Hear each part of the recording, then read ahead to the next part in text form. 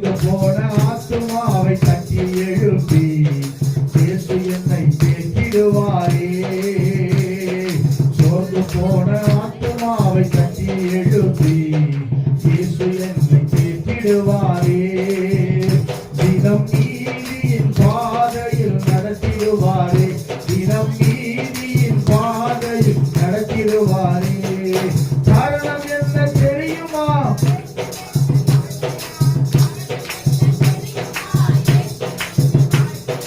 நிரம்பி வழிந்து ஓடுவே நன்மையும் கிருபையோ.